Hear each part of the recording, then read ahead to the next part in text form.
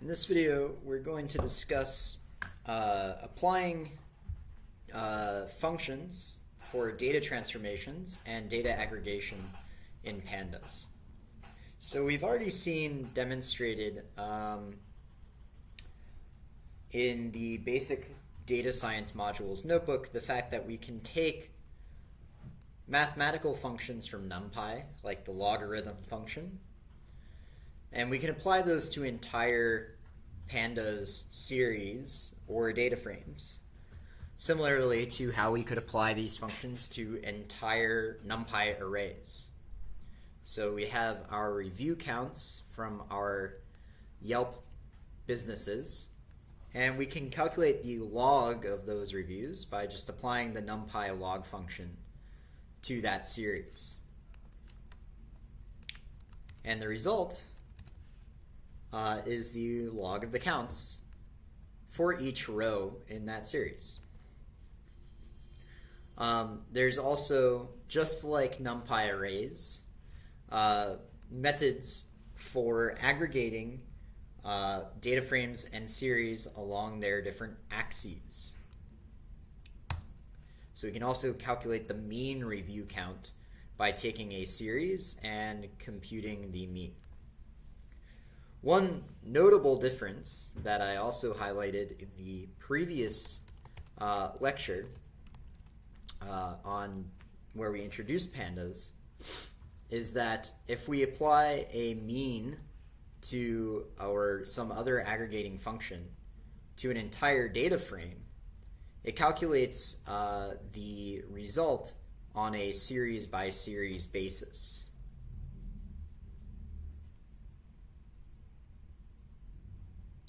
Now, since I have some non-numerical series in my data frame, this may not, well, there we go. Okay, so now it's done. And first of all, we see that out of all the series in the data frame, out of all of these columns, it picked out only the ones that contain numerical data, or Boolean data, which is basically numerical, zeros and ones. And it computed the mean for each of those columns.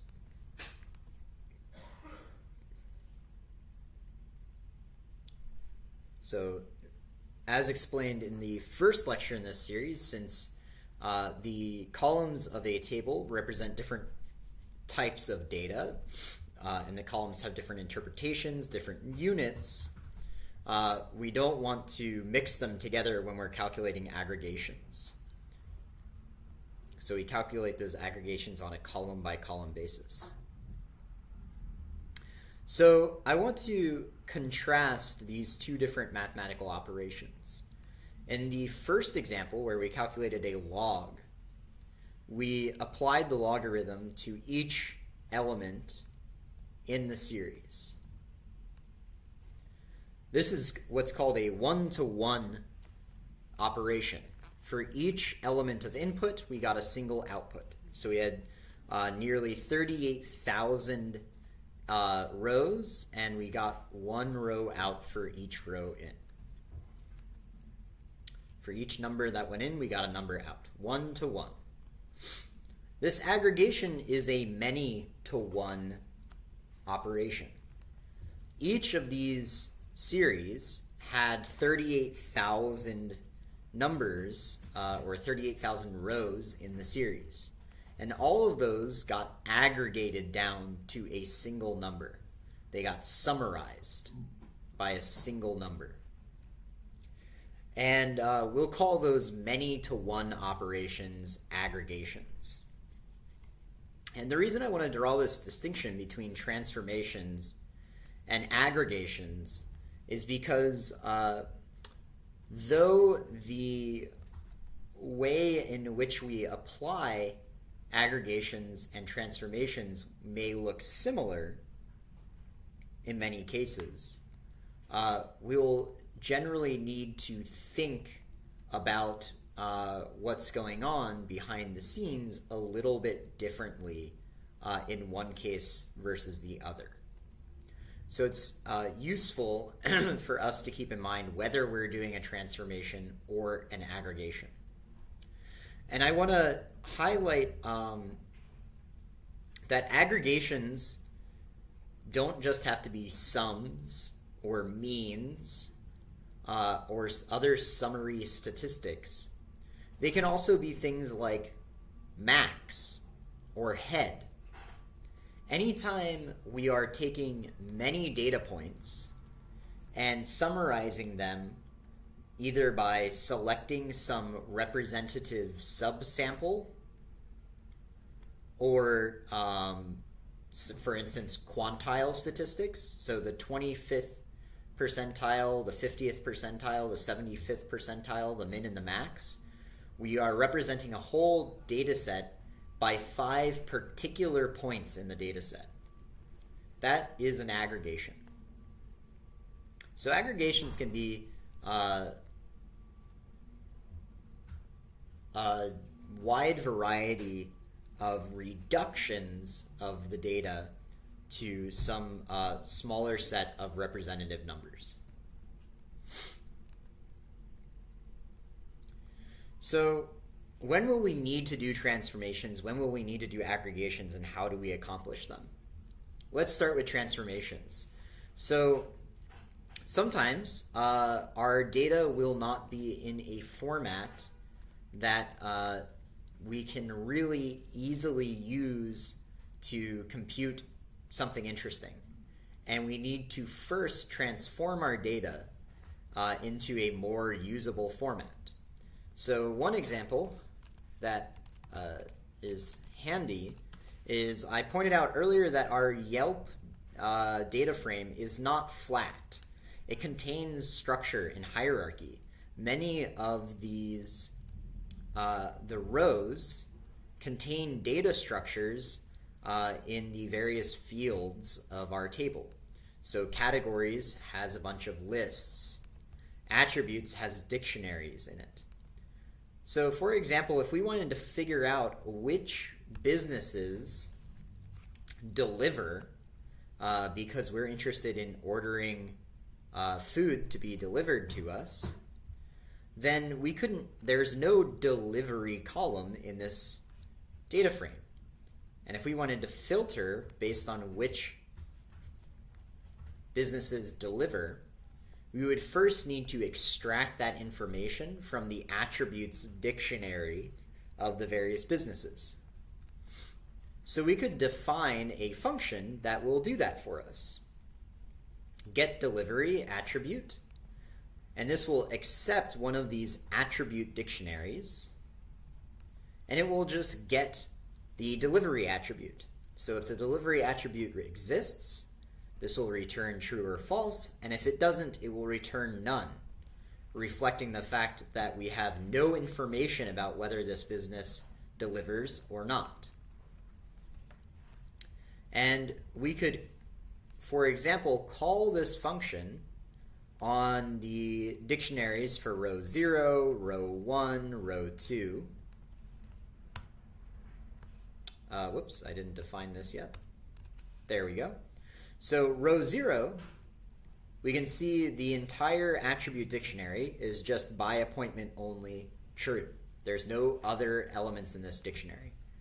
So this first one returns none, because we don't know if this business delivers or not.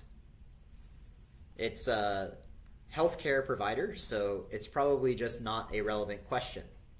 But we reflect this missing data by having none. The businesses in row 1 and 2 are both restaurants, so delivery is a valid question for those, and they both have delivery attributes in their attribute dictionary, but neither of those businesses deliver. Now, hopefully you're looking at these repeated lines of code where we're just incrementing an index and thinking, hey, we could iterate over these rows and just apply this function over and over again. And that's a good idea, but remember that when we introduced NumPy, I made a big deal over the fact that iterating within NumPy, like performing sums within NumPy, is much, much faster than Python iteration, because NumPy is written in C, and so it can perform iteration much, much quicker. Pandas has a syntax that lets us apply functions to series and data frames, and it will perform the iteration taking advantage of NumPy's backend to speed up the iteration. So for example, if I want to extract this getDelivery attribute in Python, I could do something like, okay, so delivery attributes equals getDelivery attribute row for row in Yelp df attributes.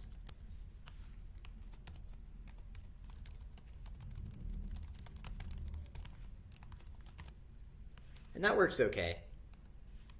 But the more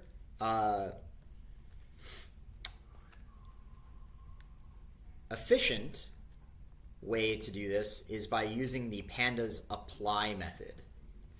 And also, this apply method, as many of the things I show you and teach you, improves the readability of the code.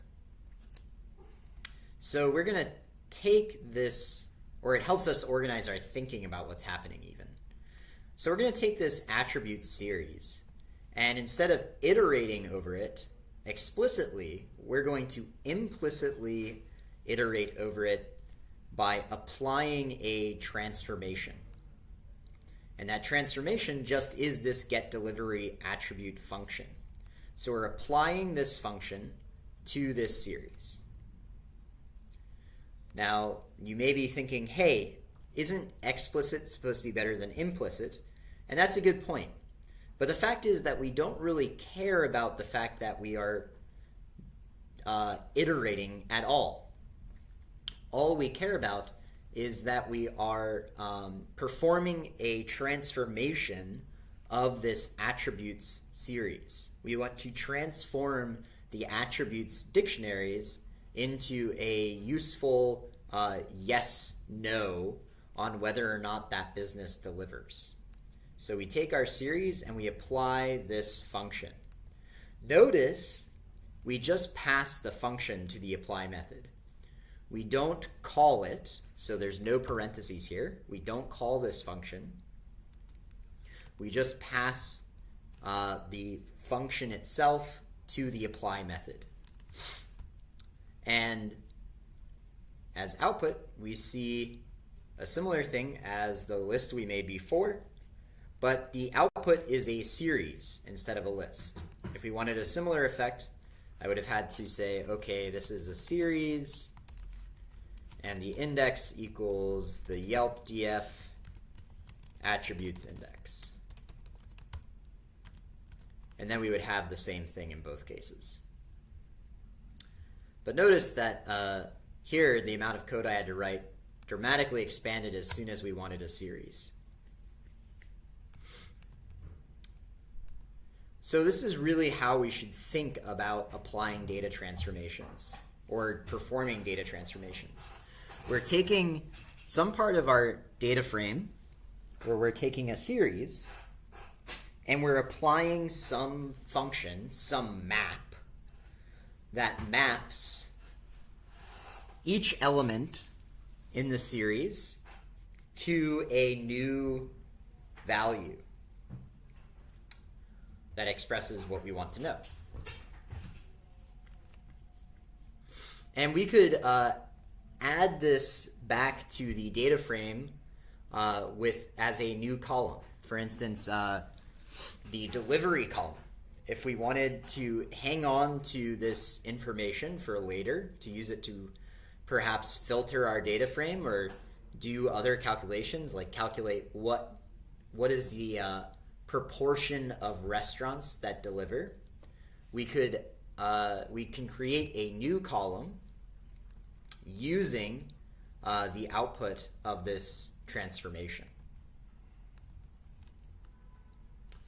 And then once we do that, we'll just assume that any business that does not have a delivery attribute doesn't deliver.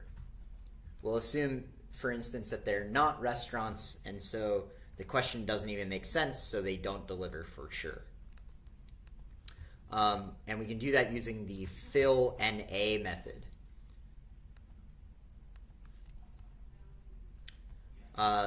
Actually, so we're not going to... Let me clarify. So we make this column.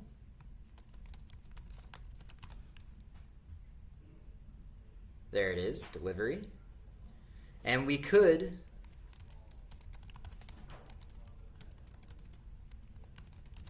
use the fill NA method to fill in false where all of those none values were indicating the missing data. So whereas 0 used to be none, if we use fill NA, it becomes false. Again, this is not a mutation. This is returning a copy of the series. The original series is not modified. If we wanted it to be modified, we would have to include in place equals true, or we would have to reassign the output to the original column. So we don't want to overwrite our nones, but for the purposes of finding businesses that deliver, we'll assume that if they don't have delivery information, that they don't deliver. So we'll just further transform that series in a way where false maps to false, true maps to true, and none also maps to false. That's what's happening with this fill NA method. It's another transformation that maps all the values to themselves, but maps the null values to some value we specify. And then we can use that to filter the data frame to get businesses that deliver. So here's the businesses that deliver: Domino's Pizza, Soup Factory, Pizza Pit, Changjiang, Peking Chinese Restaurant, etc.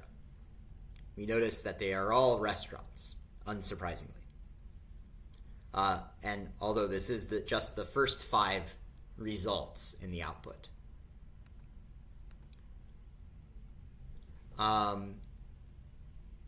Let's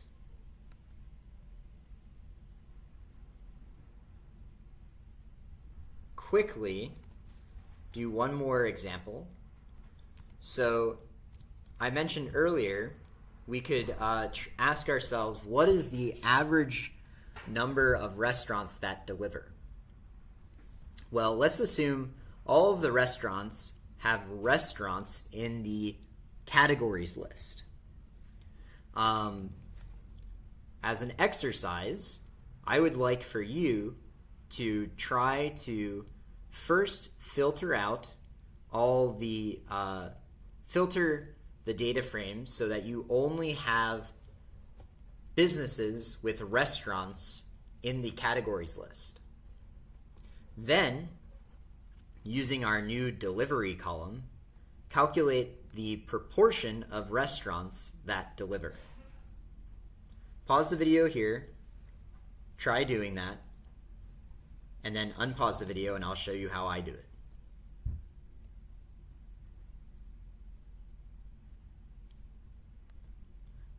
Okay, so hopefully you've taken time to try that exercise. Here's how I would approach it. First of all, we know that we're going to need to transform this categories column that contains the categories. And we're interested in whether or not restaurants is in these lists that a company is that outline the categories of each business. So I'm going to apply a function because we're doing a transformation. And what that function should do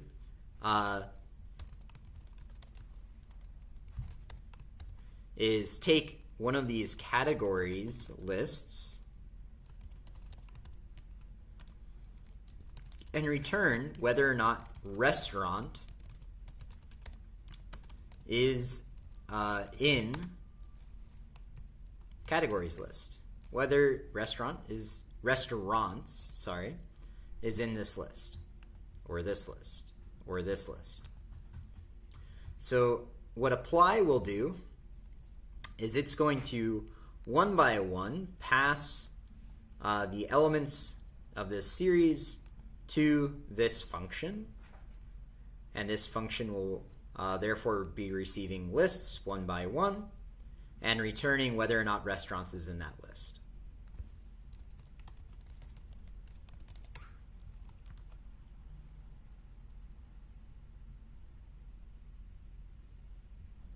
Okay, so this didn't quite work.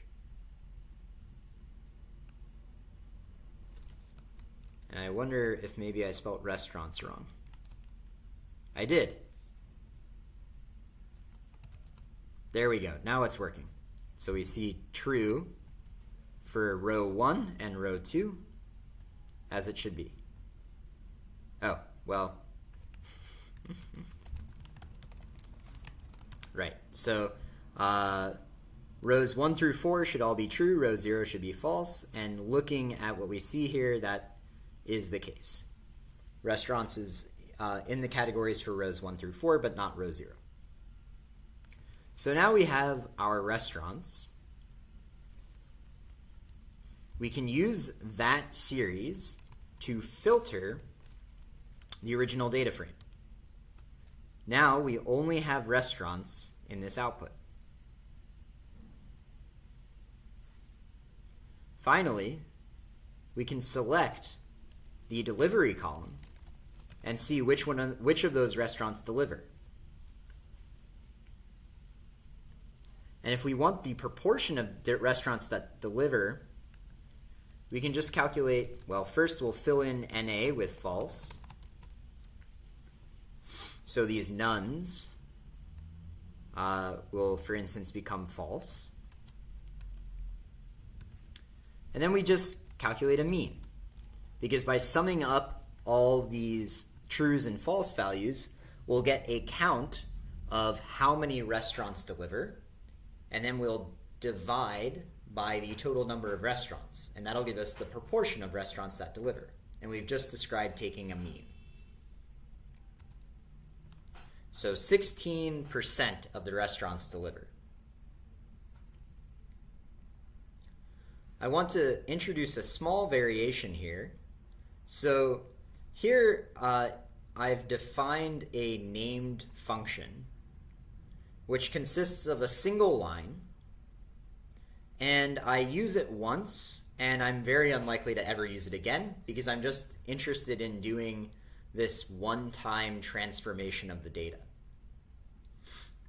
This is a perfect opportunity to use a lambda function, also known as an anonymous function. Anonymous functions are best used when your function is very short. It just has the effect of pretty much just returning some value based on a simple calculation. And we don't plan to reuse the function.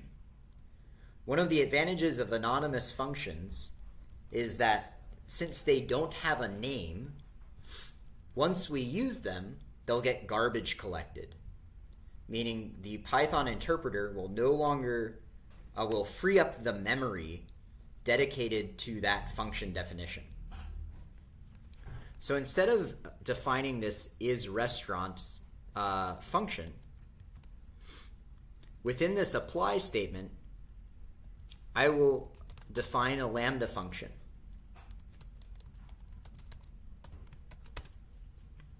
The lambda function, just like the function we had defined previously, gets a list of categories. and it's going to return whether or not the string restaurants is in categories. So I've mentioned this in a previous lecture, but lambda functions, essentially lambda takes the place of the def keyword. So lambda declares that we're defining an anonymous function. Since it's anonymous, there is no function name. And we jump right to the arguments of the function. Then we have a colon to designate the start of the lambda function body. And lambda functions only have a single line, a return statement. So we put here what we want returned from the lambda function. And before we had returned restaurants in categories list. I've renamed the argument to categories, so here we have restaurants in categories. That's what will be returned. And if we execute this, I get the exact same results as before. So it's very commonplace to use lambda functions with this apply method. And we'll be doing that again and again as we carry on doing data transformations and aggregations in pandas. I'm going to conclude this video, and in the next video we'll talk about data aggregation.